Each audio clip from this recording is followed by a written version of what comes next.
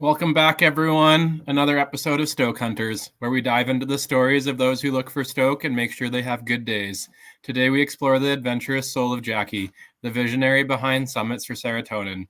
Jackie is a formidable force and wants to become the first Canadian woman to complete the Explorer's Grand Slam, but her journey transcends physical accomplishments, emphasizing mental fortitude and the profound impact of nature on our well-being. Through Summits for Serotonin, Jackie championships the connection between outdoor adventures and mental health, inspiring individuals to confront internal barriers and discover their inner strength. Let's welcome Jackie. Welcome, Jackie. Hey, how's it going? Good. How have things been? Really good. That was quite the intro. That was lovely. Thank you. I try. Awesome. It's always hard to figure out how I'm going to write it and everything. I usually have like brain farts, and I've fortunately lost all my hair, so I can't lose any more hair to the stress of the intros. But Nice. I think I'm dialing it okay. Yeah, it's awesome. That was great. I was like, oh wow, this is so nice. So I did like the Cole's notes of like, maybe like 30 seconds. Why don't you Yeah, tell our listeners a little bit more about you and like, your pursuits of activities and how it changed from, maybe an adventure to then helping others? for sure. So, I mean, just so you don't, a little bit of comfort here. I have not perfected telling this story, and I have quite a few brain farts while telling it myself. So we'll see how I do this time. So I guess, hi, I'm Jackie, for those of you who don't know me. And yeah, right now what I'm trying to do is, so let's rewind to the start of this whole thing when I started the Summits for Serotonin project. So I started it um, 2 years ago now, I think. Yeah, 2 years ago on my birthday, I just had this idea that coming out of the pandemic, I was getting a little bit more on my feet. I'm a personal trainer as my career, so the pandemic hit really hard for me. It was like pretty much unemployment and scraping by for a couple years and just trying to like figure out direction for myself. And I hit quite a few low spots through that time where I really needed counseling, and I didn't feel like counseling services were even realistic for me because I didn't even have a job. So how was I going to pay $220 an hour once a week for somebody to talk to and kind of help me go in the right direction and give me the tools I needed to navigate the hardships I was facing and all the other things that life throws at you, whether it's relational or whatever. And so then coming out of the pandemic, as I was getting on my feet, I don't know, it was like my birthday rolled around and I just was like, I want to do something. I really want to like set a good goal for myself this year. And I'm like, I was turning 28. So I'm now 30. I just turned 30. Woo! Woohoo, 30 club. I'm actually quite excited, but it's bittersweet. But yeah, I don't know. I don't know why, but I really felt like I wanted to give back to a community that had supported me through those hard times. So during the pandemic, when I couldn't afford counseling, my mom had actually referred me to Cornerstone Counseling. So Cornerstone Counseling is one of our charity recipients right now, and they're Edmonton based and they serve Edmonton and all of northern Alberta. And they're a charity that provides subsidized mental health care counseling. And so in using their services, I was able to see a student for $20 an hour. I did have the option of a fully certified counselor at $60 an hour, but that was still a little bit out of my budget at the time. So I chose to go with a student, and I think I went for 8 weeks consistently once a week. And even just that, it really helped me like ground myself and navigate the things that I was going through. And, a lot of that stuff did revolve around just like, for me, the feelings of, there's a lot of, I've had some grief in my life that I hadn't dealt with, and there was a lot of shame around like not being successful as an entrepreneur.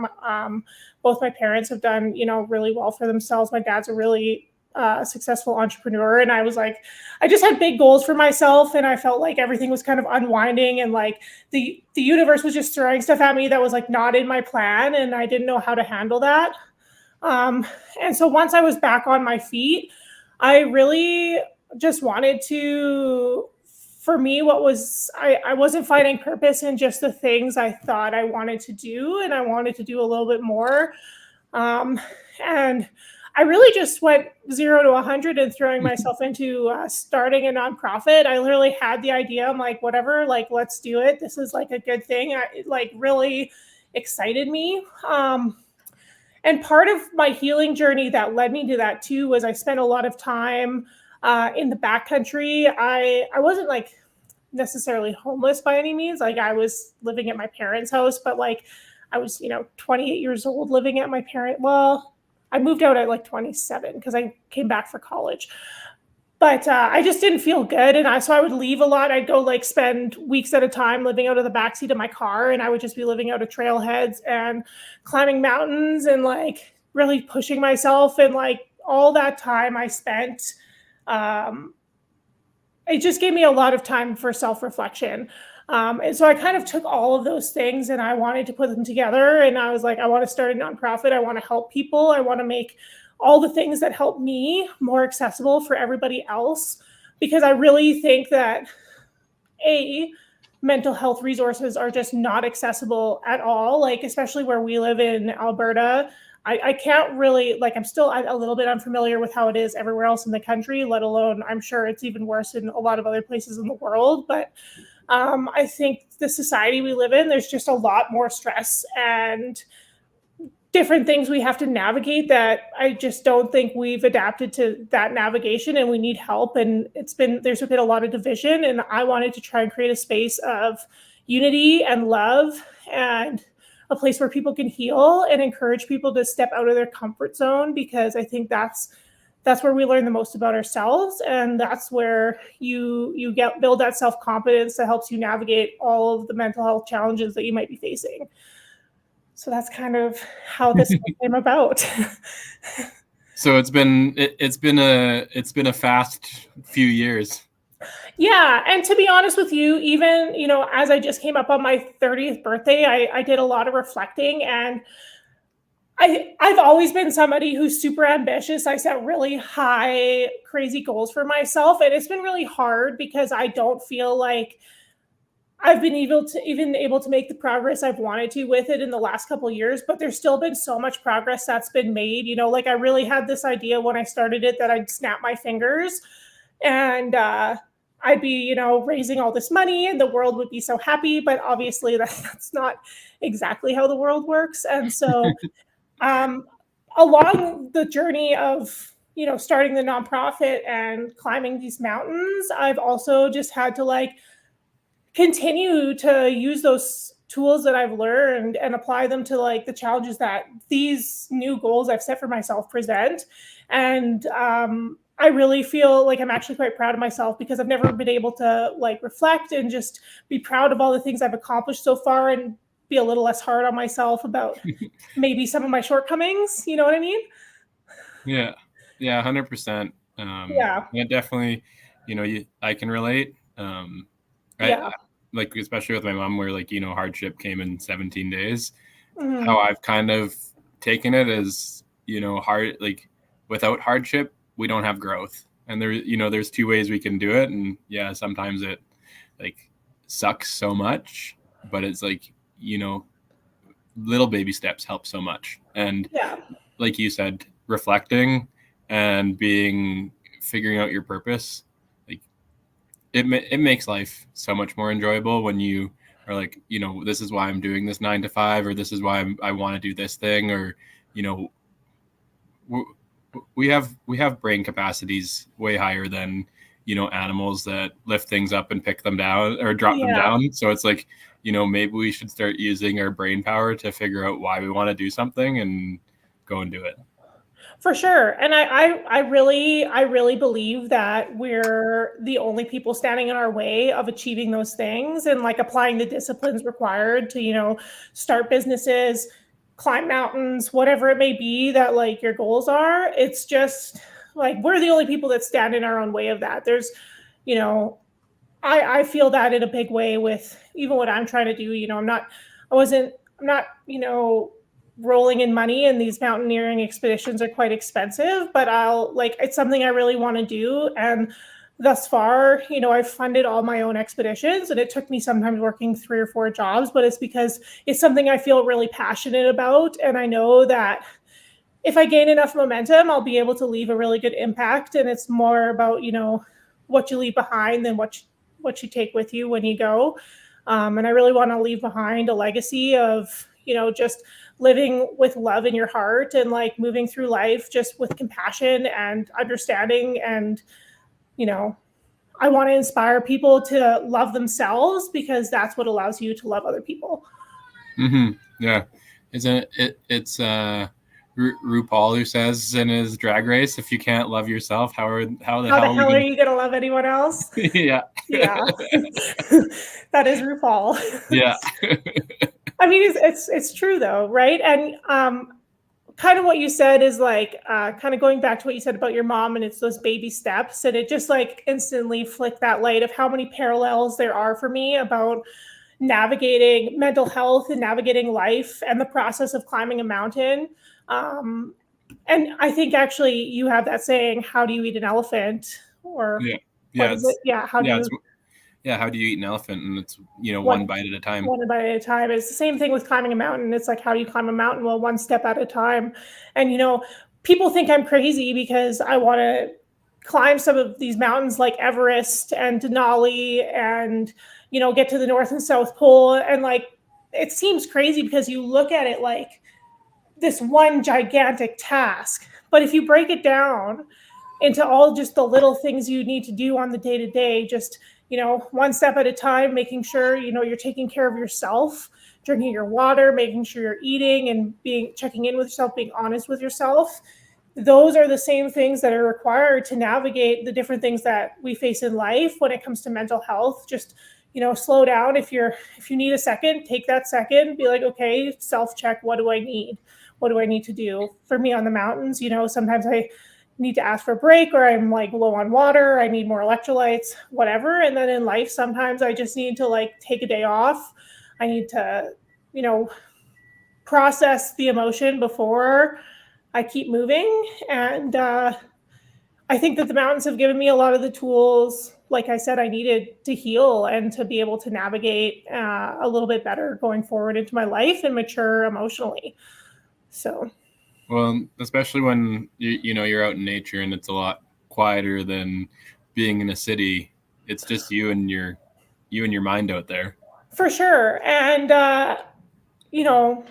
it's one of the things that I really want to tie in with the nonprofit, which is why I started running the retreats, is I want to give people the opportunity where maybe they wouldn't normally on their own decide to do it. So we offer the free retreats because I want people to step out of that comfort zone and challenge themselves and get into that piece of nature where there's no one knocking at your mental door asking for your attention. All you need to do is focus on yourself.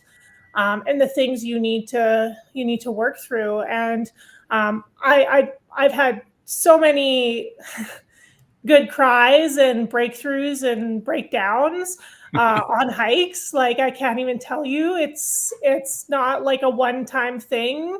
I think just going out, and there's something about nature, that's where we were born to be. I really don't believe we're born to live in this weird suburbia we've developed no. over time. And I think that's fed into a lot of why we struggle so much, because we don't get any grounding and connection with, the earth. And I know that sounds very, very tree hugger of me, but I am a little bit of a tree hugger, so it is what it is. Well, Earth was here before we were, so. Yeah, exactly. And there it's not just like the hooey gooey stuff either. There's tons of research and science that's backing all this stuff about grounding and being in nature.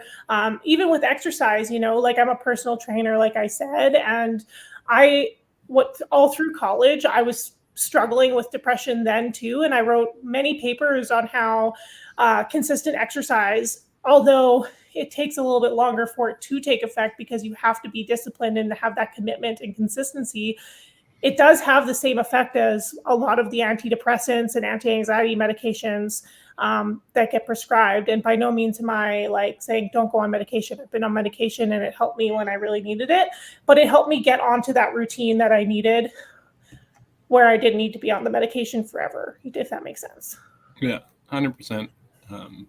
Yeah, we've had breakthroughs in medicine. We've had breakthroughs in science. It's, you got to do what you got to do to make your body feel good. Yeah, exactly. Which should not lead to people wanting to do heroin or cocaine. So we'll go make sure I profess that. Like, do what makes you feel good without uppers or anything like that, or, drugs or, Exactly. And, like adrenaline is a naturally producing drug. And I would highly recommend if anyone feels the need to go chase that. Yeah. Go mountain biking fast or go skiing and jump off the cliff. Feel it. We have exactly. We have some athletes who chase the adrenaline a lot higher than me. Like we have base jumpers and stuff like that, and it's just wild what they'll do.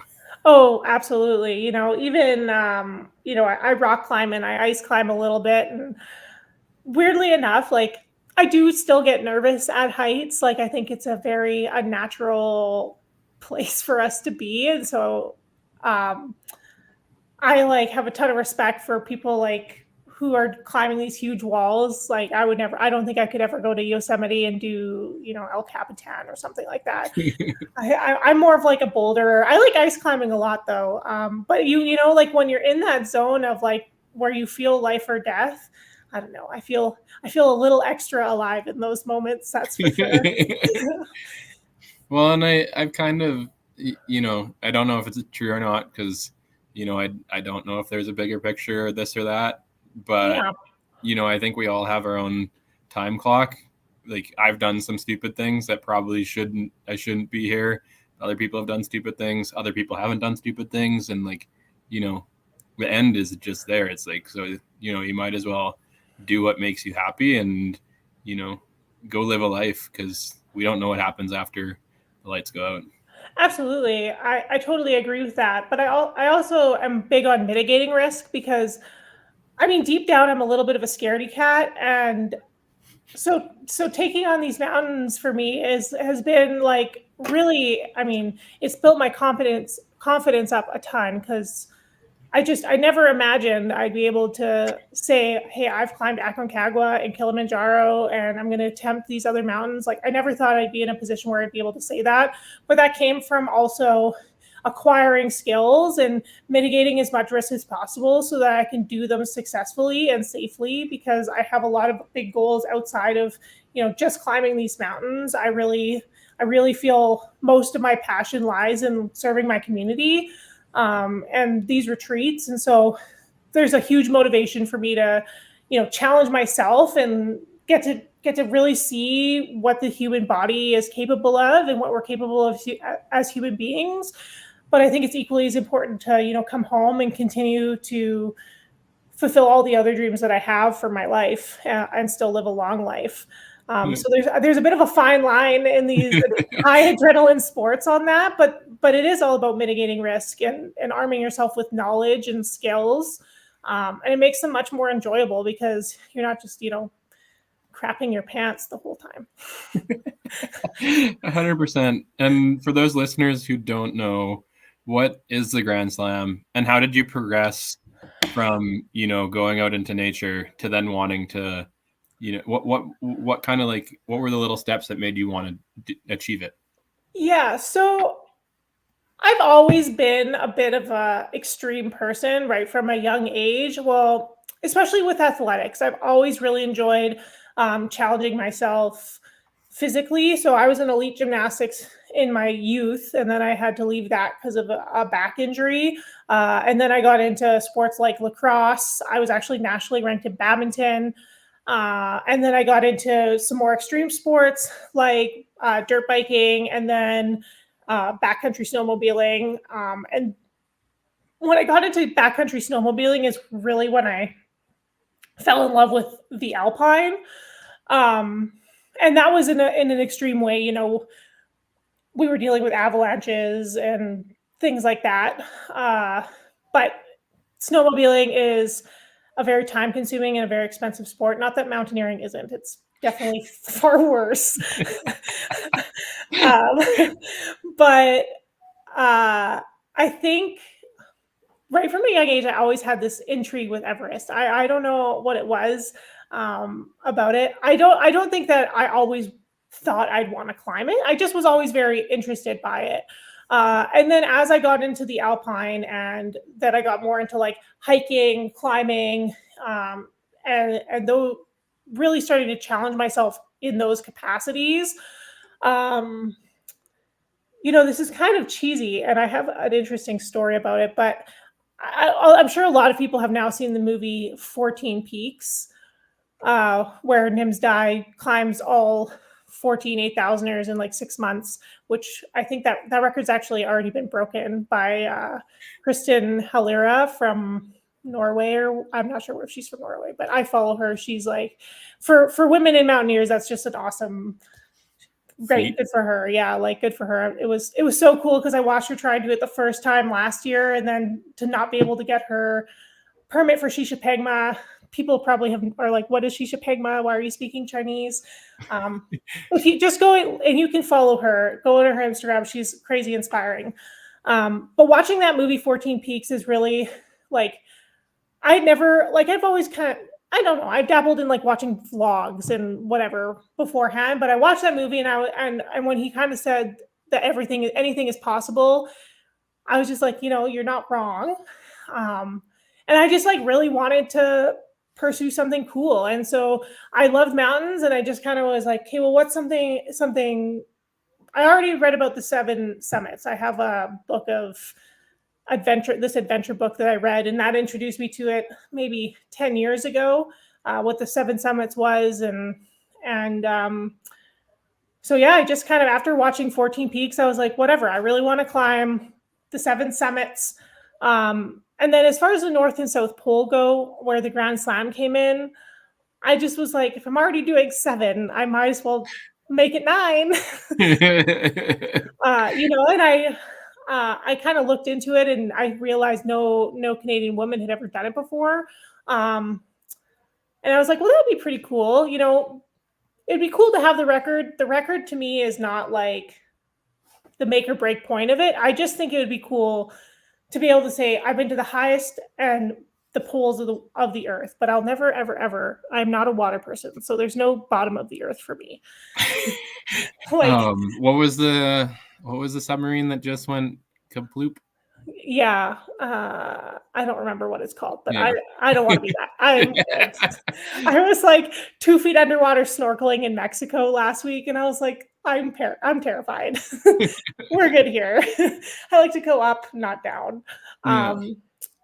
But yeah, so to kind of come back to what the Explorers Grand Slam is it's completing the highest continental peaks and then the North and South Pole by travel of foot. So I'll kind of just list them off for those who maybe don't know. So in North America, the highest mountain is Denali, which is in Alaska. In South America, we have Aconcagua, which is in Argentina. And then we have Mount Vinson Massif, which is in Antarctica. We have Everest in Asia. Karsten's Pyramid, I think it's called Punjakaya or Pun, something like that in the traditional Indonesian language. So it's in Indonesia. There's an argument there that there's essentially a hill in Australia that there's some arguments about where the continental divide is. And so what is that one called? I'm blanking on that for a minute, but there's an argument for the one in Oceania. And then Europe, you have Mount Elbrus, which is in Russia. And then Africa, you have Kilimanjaro. So those are your 7 summits. And then for the North and South Poles, like I said, you can't just take a helicopter there. You actually have to tour there, whether it's by snowshoe or ski. So I think I'm going to opt for the cross country skiing because it's just a little bit quicker than a full snowshoe. I love snowshoeing, don't get me wrong, but I'm going to do the last degree as well. There's a couple different variations that you can do. Like you can go all the way from the coastlines, but those are like 60, 65, 70-day expeditions, Wow. which sound awesome until you're about 15 days into it. And you realize you forgot your deodorant. Yeah, and there's just, you're in like a winter apocalypse. So yeah, it's really, really beautiful. Don't get me wrong. And I'm like wanting to go back when I'm here. And then I'm kind of like, I wish I had a bed when I'm there. So it is what it is. It's kind of the realities, but yeah, so that's kind of what I'm trying to do. So I've already been very fortunate to have successfully climbed 2 of the mountains. So I've already completed Aconcagua, which is the second highest of all of them, the one in Argentina. And then I just climbed Kilimanjaro in September. So next one I'm training for right now is Denali. I'm not going to be doing that one this year. I'm aiming for spring of 2025. The reason why I'm not doing it this year and I'm not really doing any mountains this year is I'm focusing on community work, running retreats, fundraising, that kind of stuff this year. And I also really want to focus on my training. So Denali, a cool thing about it that might surprise a lot of people is it's actually considered the hardest of the 7 summits because you don't have any sort of assistance on the mountain. Whereas on Everest or even on Aconcagua, you have the option for porter services and you have Sherpa services, you have mules, yaks, you have all these different resources to help you to really, it's quite a luxurious experience. Like when I was in Argentina, I climbed with a company called Grajales Expeditions. So if anybody is interested, I loved my experience with them. They're one of the main logistical services on the mountain. So you're getting the best of the best. And I felt like royalty, like we're eating, barbecued steaks for dinner with glasses of wine at base camp and, everything you could possibly imagine. I mean, aside from like flushing toilets. But that's just your left hand, right? Yeah, exactly. Oh man. Like I got some stories from that mountain. Like it gets weirder and weirder as you go up and people get, things don't sit right. And it's just, that's like one of the many battles of high altitude mountaineering, to be honest with you, that I don't think a lot of people think about is like the whole bathroom situation, because you're also trying to keep the mountain clean. You can't just, go wherever.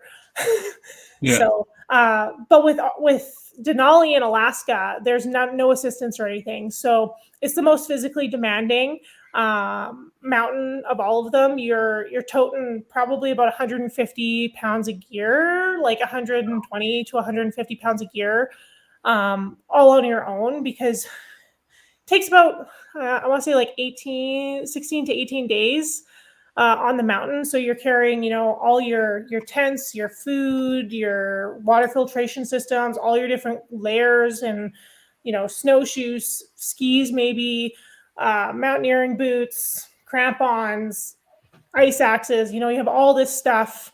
And you need to have all your supplies, your emergency first aid, all that stuff with you. And nobody's there to carry it for you. So you can be walking straight with your sled, your 100-pound sled dangling down the side of the mountain that's just dragging along, right? And so I really want to make sure I took a year to really physically and mentally prepare myself for that. Because if I'm successful with that, that's when, if I'm successful next year with Denali, the following year I'm going to attempt Everest, hopefully. That's kind of pending getting sponsorships, other things.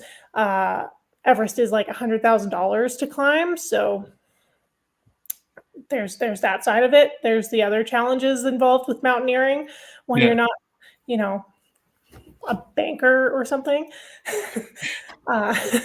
which is, it's the reality of Everest. That's a lot of the people that are clients there. It's just adventurous souls who were very fortunate with their financial situations. But yeah, so I really just wanted to make sure I was prepared for that because I think it's important and it's the most respectful way to go about it. I don't want to be that person who goes onto one of these mountains unprepared and then expect other people to put their own lives at risks to like help me out, if that makes sense. Yeah, 100%. So Denali's taller than Everest, right? it's not taller than Everest. Everest is the highest mountain in the world. So the difference is Everest. So Everest is like 8,800 and change meters above sea level. Denali is like 6,000 and change. So there's almost like 3 kilometers from sea level in difference from the summit of Denali to the summit of Everest. But Denali, your base camp, when you're at the base of the mountain, I believe you're only at about 17,000 feet. So math wise, you're at like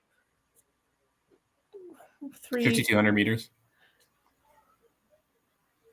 I think I'm thinking wrong. Maybe it's 7,000 feet because I think it's only about 2,000 meters at the base, whereas Everest, you're at 5,500 meters at base camp.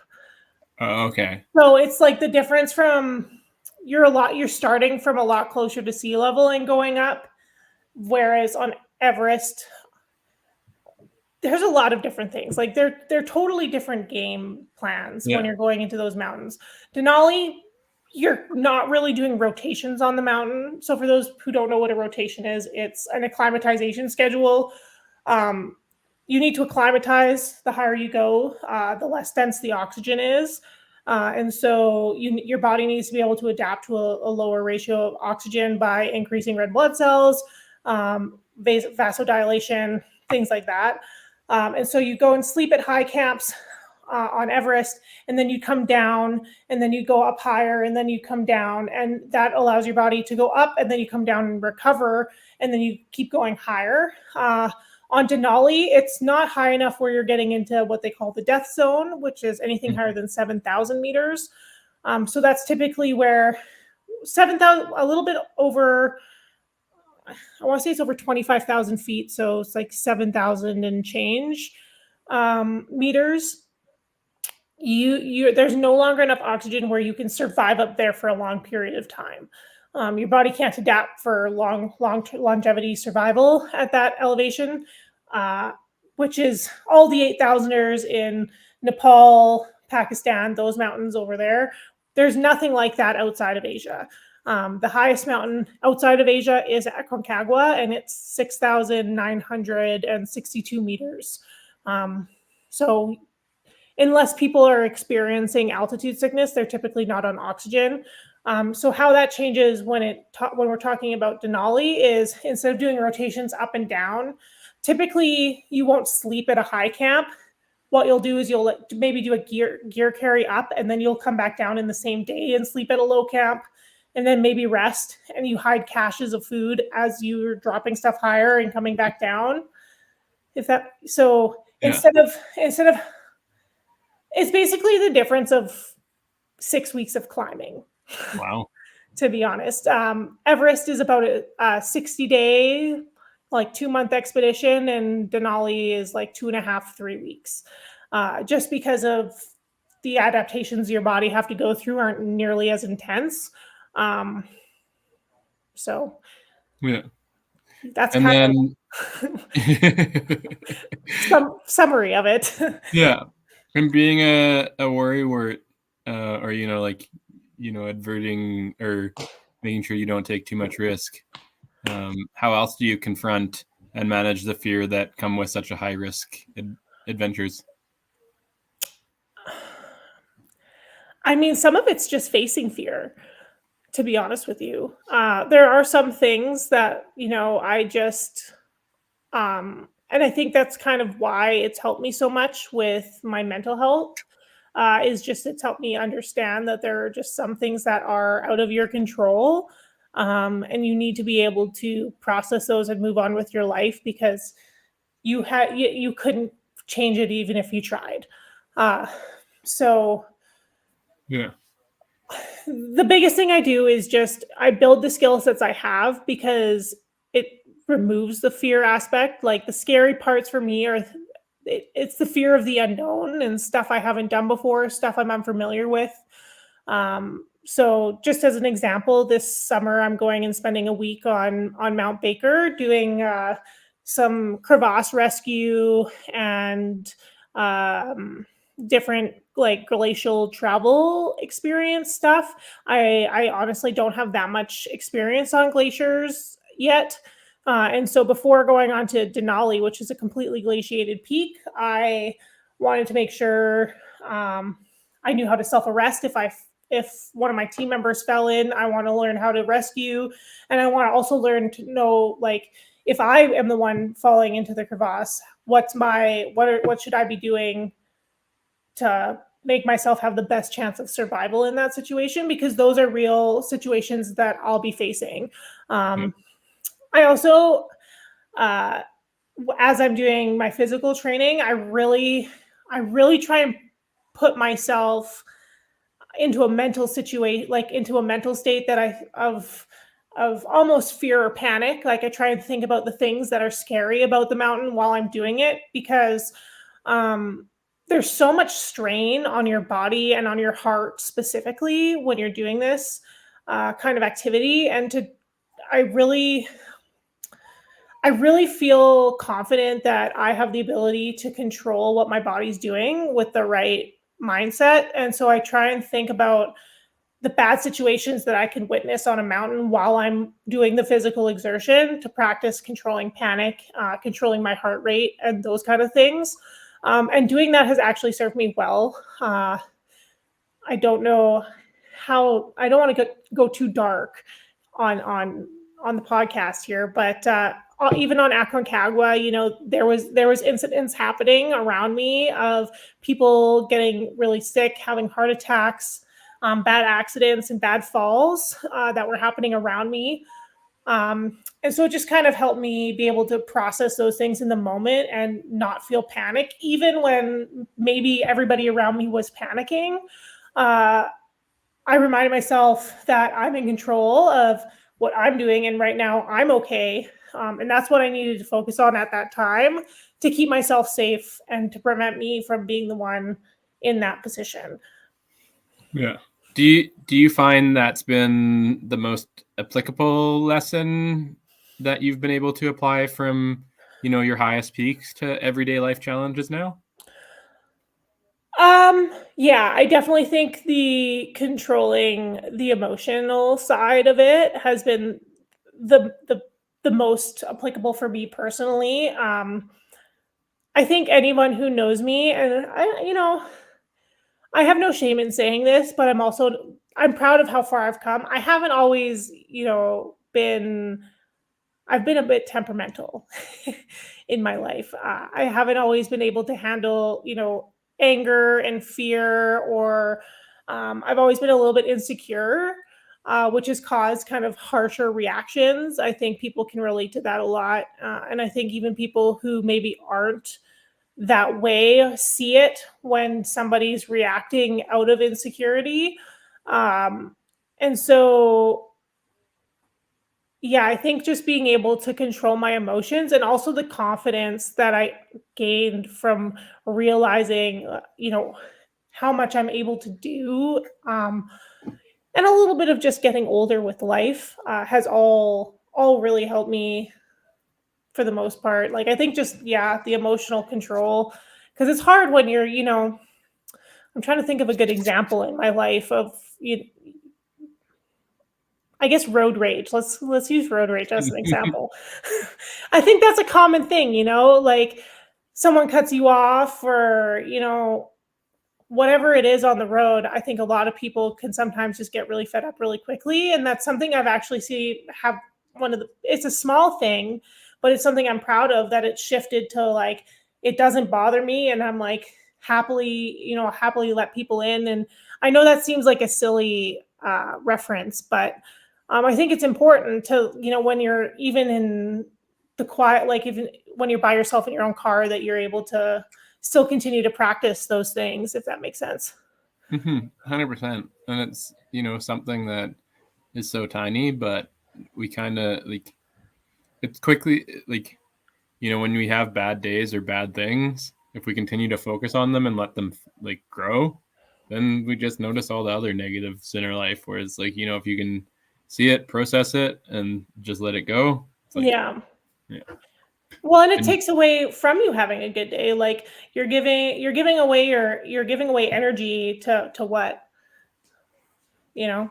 yeah, So I think it's just important to like focus on like how, like, down the road, if you're looking back, are you going to be like, oh, wow, I'm so glad I got mad at all those people who cut me off? Or are you going to be like, oh, yeah, like, I'm so glad that nothing bothered me. None of these minor things bothered me. And I got to really enjoy the few years I get here, well, I always find it fascinating because it's like, we rush, but it's like, you not letting that person in, or you cutting someone off, or or someone's cutting you off and then slowing right up. It's like you're not going fast enough to, like, you know what I mean, like it's an extra minute or two, like. Exactly. And I mean, I still get it. I still sometimes get annoyed, and then I'm like, I need to check myself. But for sure. And I like I said, I'm the same way, but it's just come a long way for me. And I don't want to spend time of my life being mad over that kind of stuff or sad about that stuff anymore. I especially as somebody who I really struggled with depression and anxiety for really as long as I can remember. Uh, and one of the big realizations that I had to come to was if I'm going to get better from this, I have to take control. Like, it's kind of a harsh reality of dealing with these things. And you can have the support systems and you can have even, and I think this is one of the biggest things I took from counseling is I have to choose how I'm going to look at it, and I really have to force it on myself. I'm allowed to feel something, but then once I've processed it, it's that letting go aspect where I have the choice to now let it go and move on. And it's hard and it takes a lot of practice and it takes a lot of time. And I still get really worked up, and I hold on to things, and it's hard, but I think it's something that's really important that um, only you have control over it. Like the things you're sad about and the things that are weighing on you and stressing you out. And I understand that there's also a chemical component to this. Um, but for years I struggled with this, and I always was like, I'm never going to get better. I'm never going to feel normal. I'm never going to have happiness. I'm never going to feel stable. Um, but I don't necessarily feel like that anymore. And I think a lot of that has to do with just how much work I've like really put into it, and like how much focus and intentional I've tried everything. Like I meditate and I've changed my diet and I think about my water consumption, and like it's all those little things and that I've kind of it do you understand what I'm trying to say? I'm trying not to ramble, but I think it's important to like the self accountability side of it too. Like well, nobody can save you.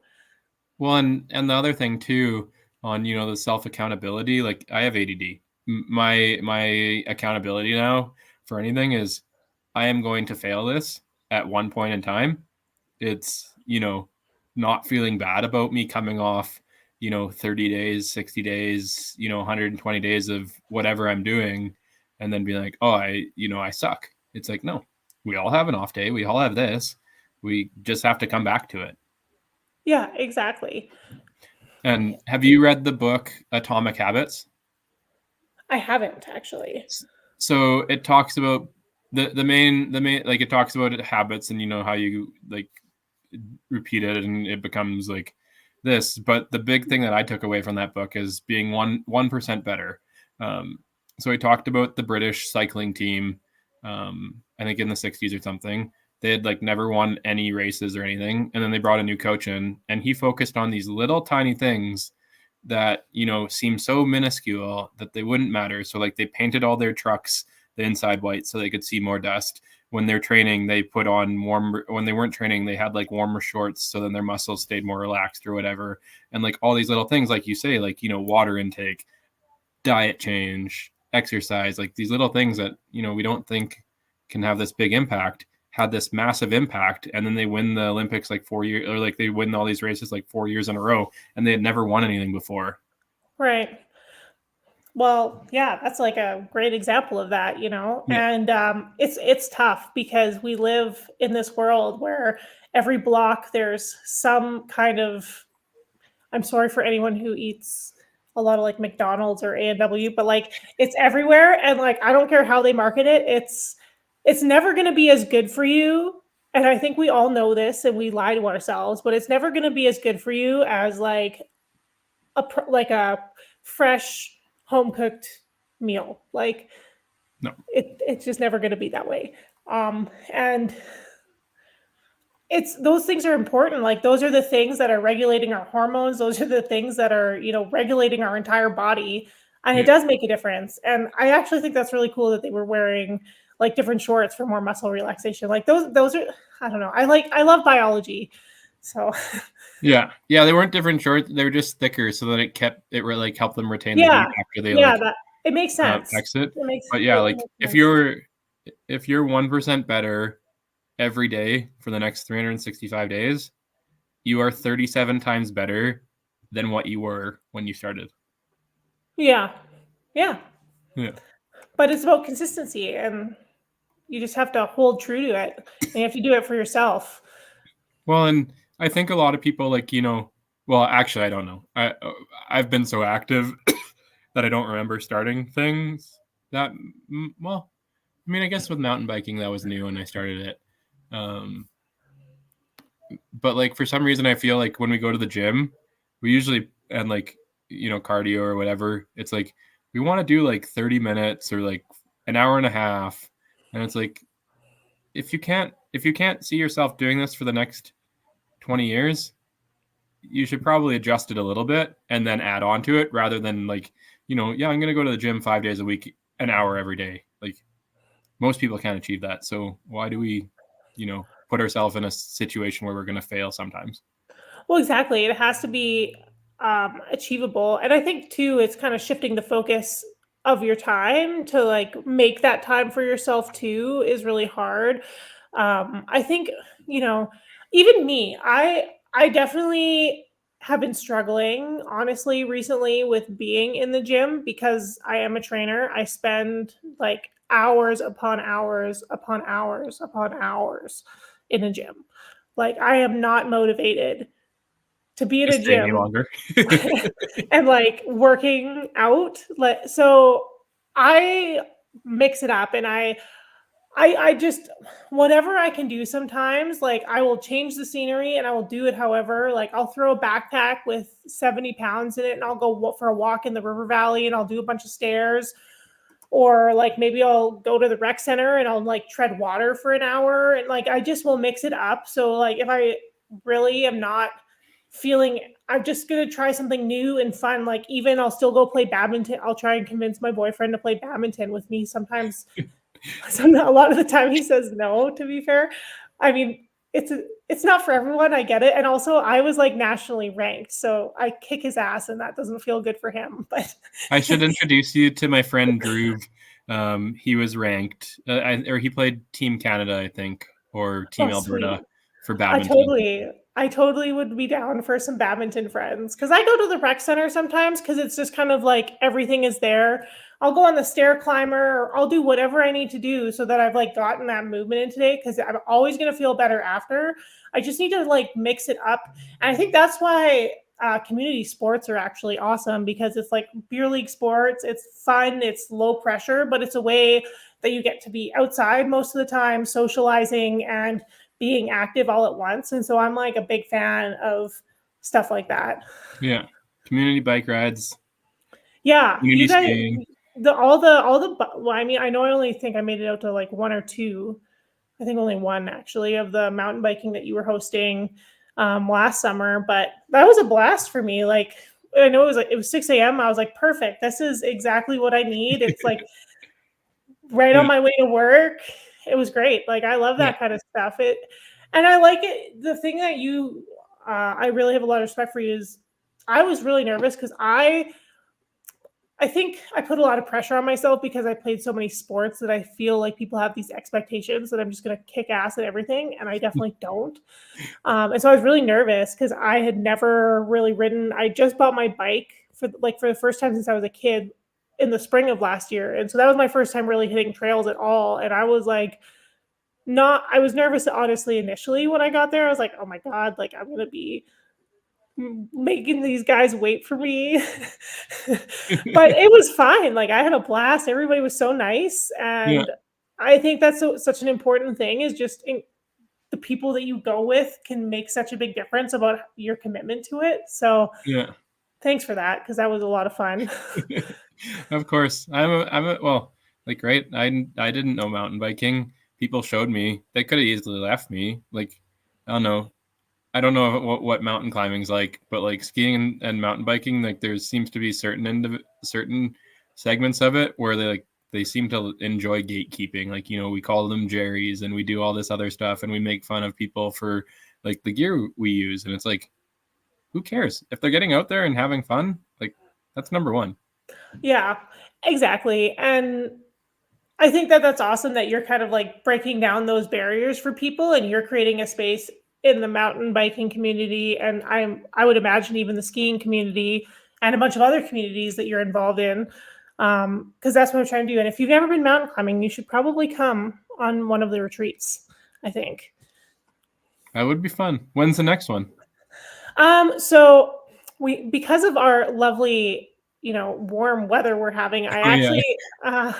actually we had to cancel our one just because when the river's not frozen, it adds like an extra 10 kilometers each way on an already 20-kilometer round like each way trip. So it'd be 30 kilometers each way in one single day. And I just for everybody's safety and well-being, especially because I can only screen so much people's skill level before going out there just to be safe. We're going to postpone that until probably next winter. So I'm just putting together, I'm just trying to finalize some details. It was tough because I went away to Mexico last week, but I'm just finalizing. I'm going to do a small one in Elk Island Park, hopefully at the end of March. It's probably just going to be over a weekend, like a Friday to a Sunday. So it's not Yeah. really mountaineering, but it is a way to get out for people who maybe want to have an intro into winter camping. Yeah. It'll be a really good option, and I just want to, fireside chats and relaxing and decompressing. Yeah. And then we're going to be doing a big one over May long weekend. So I'm going to have those details coming out soon because it's going to be probably like a Thursday through to Sunday, or I don't know. I gotta look and see if it's the Friday or the Monday. It's the Um, Monday. it's the Monday, so it's probably gonna be like a Friday through Monday kind of Yeah. thing. So people might. I want to make sure people are able to like get the time off if they want to come. But I'll be opening registration for that probably before the end of this month. Yeah. And that one's going to be a bigger one where we're going to do Mount Friat. I think I got to also look into like permitting and there's a couple other things going on there. I'm kind of switching it up from what my original plan is. I'm going with the flow of life's, lemons that they're giving me. But yeah, I'm gonna have a one on May long weekend, and that's gonna be a really fun one and a bit of a bigger one because May is Mental Health Awareness Month. And so for anybody who's interested, like these retreats are completely, we cover all the expenses of the retreats, aside from really just getting to where we need to meet you. And then they're open to everybody. So anybody who wants to have an experience where you get to go in the backcountry and just decompress, we cover everything. We get everything set up. I have my certifications to take people back there, and it's a really good time. And it's just something that we really feel, and by we, I mean me and the 3 people that helped me, my 3 volunteers. Thank you so much. I love you guys. Team members are so important. Oh man, they really they make it so much better.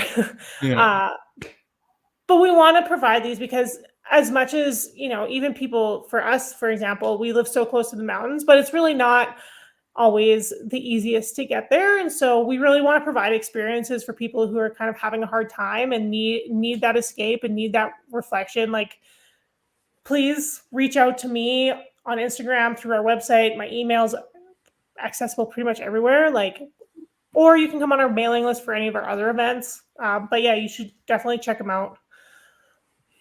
Yeah, that'd be sweet.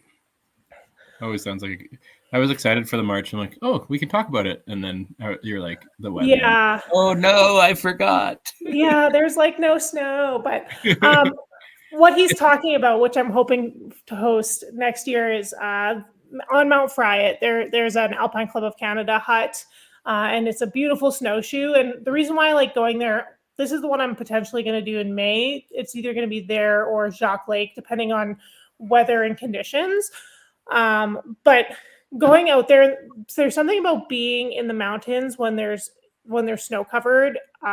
It's just so peaceful because the snow creates a bit of a soundproofing for the valleys, and it's just it's a little extra special for me. And I think it really, for people who have the capacity to hike that long in snow on snowshoes, I think it's a really awe-inspiring and potentially life-changing experience for some people. And I want people to be out there. I want people to want to learn how to get out there themselves, because I think the world would be so much happier if more people hiked. and had access to mental health stuff. Yeah, absolutely. The amount of people that like, I'm always surprised when, like, I'll talk openly about it because, like, I've seen a counselor since probably 24, because with ADD, you're like, why do I feel so lazy? Why do I feel this? So, like, yeah. And it's just nice to have someone where you can sometimes dump and For sure. let it go. Yeah, absolutely. And the positive thing is we are starting to see change in resources available. Obviously, shout out to Cornerstone. So if you're in Edmonton or Northern Alberta and you're looking, that's a great place to reach out to, because they'll be able to help you out with subsidized counseling. But even things like BetterHelp, there's another, I want to say it's Drive-Through, that just opened up in the city. Dive through. Yeah. Is it dive? Yeah, dive through. Yeah. Drive-Through. Yeah, I was like, it's something like that. They give you free stickers. I went there a couple of times. Then I went back to my other therapist because my therapist there left. But yeah, neither here nor there. But they also expanded into St. Albert, so there's a new location coming up. So White Avenue and then St. Albert for other people. Yeah, so there's tons of resources, and I have a bunch of them listed on the Summits for Serotonin website. So it's just summitsforserotonin.org. You can go there, and I have a list of resources on there. We also have, I have to update all of our events page because all the events are kind of getting flip-flopped here. But we keep updates on there. And then, yeah, resources are available for both emergency and non-emergency situations if you don't know where else to look. So. Mm-hmm. And mental health co-pilots is a good one if you have no idea where to navigate. You can apply to that, and then they'll help you find a counselor or a psychologist or therapist. Yeah, therapist, I think, is the proper term. To match to you, because they'll ask you questions of, like, what is important to you, and because there's a lot of therapy out there, but you don't always know how to find them or whatever. So that's a good resource. Exactly. Awesome. But as we're coming close to this hour, there's a few other things I want to chat about. Sure. I'm not sure if you listened to the last episode. I haven't listened to it yet. Actually, that's okay. But we had Jess the Maker come on. And so now I started asking the person who was before what question they would like to ask you. So she wants to know, what's the most embarrassing thing that's ever happened to you on the mountains? Oh my. So many things. It's like not so. You really have to get over anything that's going to be embarrassing, because Oh man. Let me just. I guess like the most embarrassing. I really. This is a tough one. I don't know that this is like a podcast. I'm gonna sugarcoat this a little bit, but in the high camps on Aconcagua, the at Camp 3, which is the highest camp, there was a Norwegian team that was at Camp 3 the night before us. Not really sure uh, what happened, but like you have a toilet tent with a 5-gallon bucket and a toilet seat, and then you poop into a bag. Mm-hmm. That's typically how you do it. No different than backcountry. Yeah, no peeing in the bag though, because you got to carry the bag down, and you don't want liquid in the bag. So I'm not really sure what happened, but the entire tent was covered in body rejected. Whether it was coming out the top or bottom, I honestly couldn't tell you. Anyways, as a result, we couldn't use the bathroom tent, or at least I specifically chose not to, which meant I had to go poop in a bag around the corner of a rock. The rock I chose turned to be actually a rock around the corner to the main path to camp. So had a few people watching. I had a few witnesses. Yeah. Nice. Well, thank you for sharing. I appreciate that. Then a couple of questions. Who would you like to see on future podcasts? Ooh. That is a good question. I would probably like to see, I know that you know Leanna, who's, I think it would be really cool to see her on the podcast. Yeah, she's rad. And for people who don't know, Seven Summits co-founder. Leanna Carrier. Pardon? Her name's Leanna Carrier. Yeah, and going. She's got a pretty cool trek coming up. Yeah, she's got some cool stuff going on. I think she's trying to be the first woman to, in one shot, do the Pan American cycling. So from the northern point of Alaska to the southern point of South America. Yeah. So that would be. I think they're doing that like right away. Actually, as I was thinking about this, April 9th, 7 p.m. she's coming on. And hopefully perfect. And then now your fun part. So since Jess got to ask you a question, Julie from World Ride, they're a nonprofit in the States that helps women in a few different countries get out on mountain bikes because it's super empowering. What question would you like to ask her? What was the most important lesson you learned in the process of starting and going through the motions of your nonprofit? As you started and go through your nonprofit. Awesome. Well, you'll have to turn back next week. You'll get the answer. I definitely will. And lastly, for those listening, what advice would you give them to have more good days? I would say don't sweat the small stuff and follow your dreams, and don't let anybody tell you that they're too crazy, because I promise that they're not. Nope. And if we had some people think their dreams were too crazy, we probably wouldn't have the light bulb and some other crazy stuff out there, or that we take sliced bread. We wouldn't have sliced bread. Yeah. And we wouldn't have the quote. What is it? Oh, I forgot the sliced bread quote. Oh well, we'll figure that out the next episode. But thank you so much, Jackie, for joining us tonight. Thanks for having me. See you guys. Okay, bye.